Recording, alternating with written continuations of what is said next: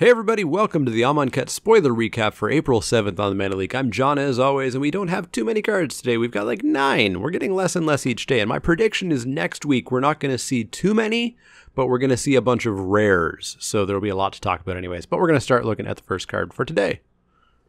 Up first is a red common, Nimble Blade Kenra. Nimble Blade Kenra is 1 in a red for a creature Jackal Warrior at common. It's a 1/3, it has prowess, and it's got some flavor text. That's about it. We've seen 2-mana 1/3 prowess before. It was in white, and I believe it was called Dragon Bell Monk.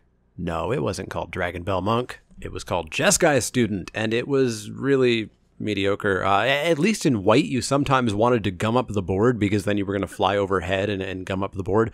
Red does not want to gum up the board. Red wants to attack, and this is a blocker.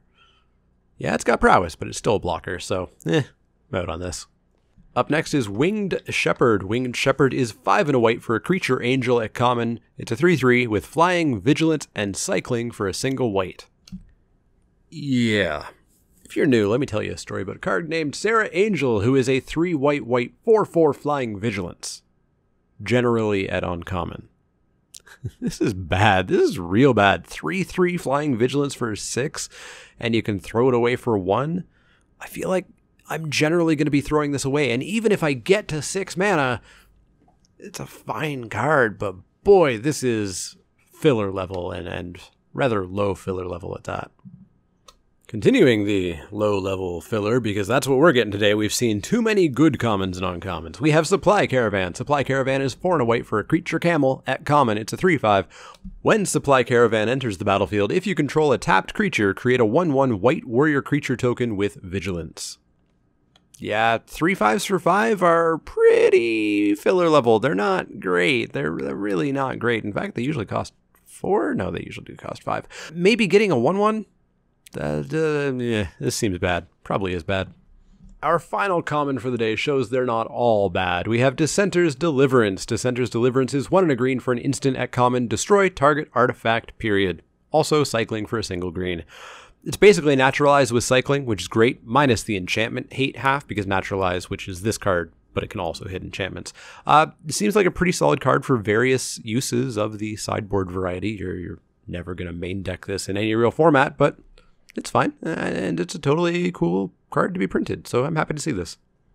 Wizards today said no to uncommon, so we're going to skip right on into the rares. We saw Champion of Ronis. Champion of Ronis is 3 in a green for a creature Jackal Warrior at rare. It's a 3/3. You may exert Champion of Ronis as it attacks. When you do, you may put a creature card from your hand onto the battlefield. Hand to battlefield is spicy. Real spicy. Now, this isn't Elvish Piper. This isn't pay a green and tap it. But, you know, there's some work. Got to pay 4. You got to wait a turn. Then you got to attack and exert. But then you get to put any creature card, be it an Ornithopter or a 10-mana something or other, straight onto the battlefield. That's a very powerful effect. I'm super excited to give this a try. With the removal we've seen so far already in this set, and I'm hoping that some more comes along, I'm okay with this being a rare. I think it seems very fun and bomby. I think there's some answers for it. I don't think it's a huge problem. If this was uncommon, there'd be a massive problem. It's got some variance even built into it because, of course, if you don't have a great target, you might not want to use it up. And it also keeps adding on to that great game that I'm excited about of do you exert or not. If I have a bear in my hand, do I exert this? What if next turn I draw my bomb?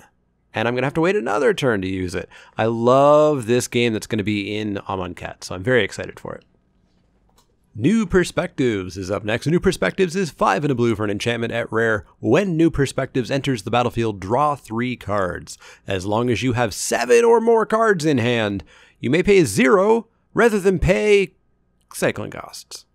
This is another cycling payoff like Drakehaven that I'm not really excited about. It's a sorcery speed opportunity, because you pay 6 mana and you get 3 cards. Opportunity was 4 blue, but at instant speed, which made it massively better. I see very little way of reliably keeping this online, in which case it's a 6 mana do nothing enchantment. I mean, 7 or more cards is not easy. It's just not easy to keep up. Yeah, maybe some casual commander stuff. Maybe you can go up on this. Obviously, if you can get an infinite hand size, etc., you can do some stuff. But I'm going to steer very clear of this in limited.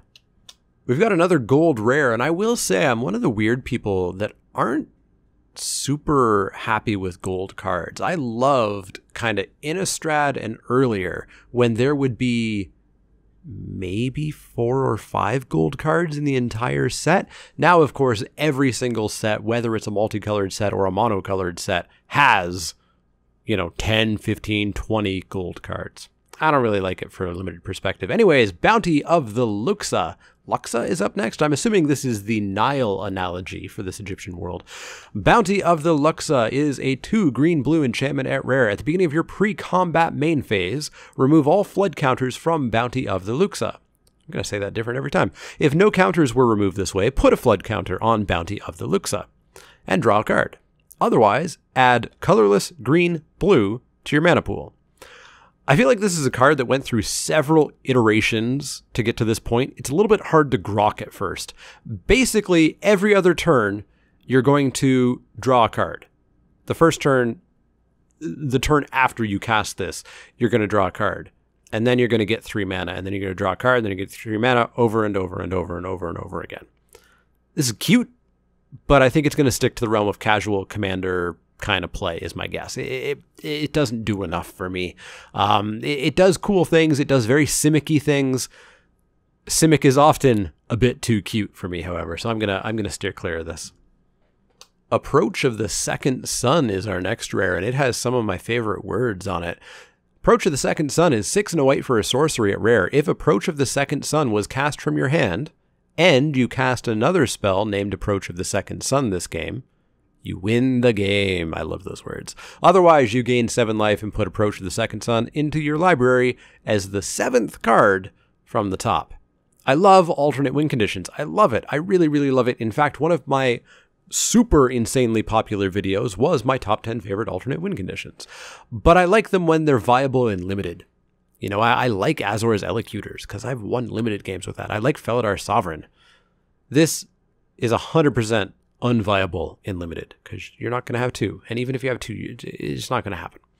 Even in competitive constructed, it's just not going to happen. Maybe kitchen table, commander, even commander is going to be a little bit tough because you're going to need to copy the spell at instant speed, have the copy resolve, and then have this one finish resolving and then win the game. You're not going to get to 14 mana and have 2 copies of this. This is an alternate win condition that I just don't see ever really happening. Hedron alignment will happen more readily than this will happen. That's enough for rares. We got a couple of mythics today, so let's take a look. Cruel Reality is up first. Cruel Reality is 5 black for an enchantment or a curse at mythic. Curse is, of course, enchant player. At the beginning of enchanted player's upkeep, that player sacrifices a creature or planeswalker. If the player can't, he or she loses 5 life. I do really like that they've made curses evergreen. They get this ability to print these cards outside of Innistrad blocks, which is really great. This is a cool effect, but it's just too expensive for serious play, be it limited, standard, modern, etc. 7 mana to get this effect going, way too late. You're dead by then, or your opponent has such a large board that they don't really care about sacking a creature. It's not going to happen. I'm never going to brave this in limited. It's something much more casual. But there are going to be people who love this, and I love that there are cards like this. I'm not one of those people who gets angry that, there's a card that I can never use to win my PTQs. I don't care. We need cards for everybody. Everybody needs to enjoy Magic. And there are people out there, maybe even watching this video, that will love this card. Our final mythic and final card for the day is Angel of Sanctions. Angel of Sanctions is 3 white for a creature angel at mythic. It's a 3/4, has flying.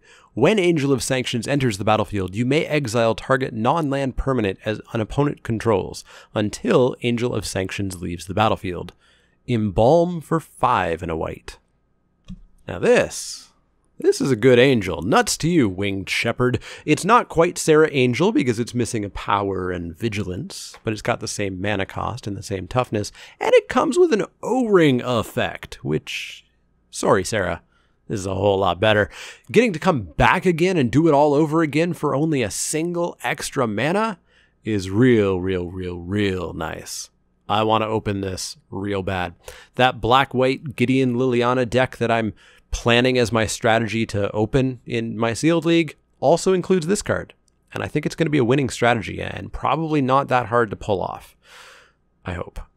Anyways, that's going to wrap it up for today. Hopefully you've enjoyed this first week of spoiler recaps. There will be, of course, another week next week. And then Friday afternoon, usually around 1 or 2 p.m. Eastern Standard Time, the first full card-by-card white limited set review will be up, so make sure that you do check that out. I know it's going to be competing with the pre-release, but I should have it up about an hour or so before that, so you'll at least get to check it out then.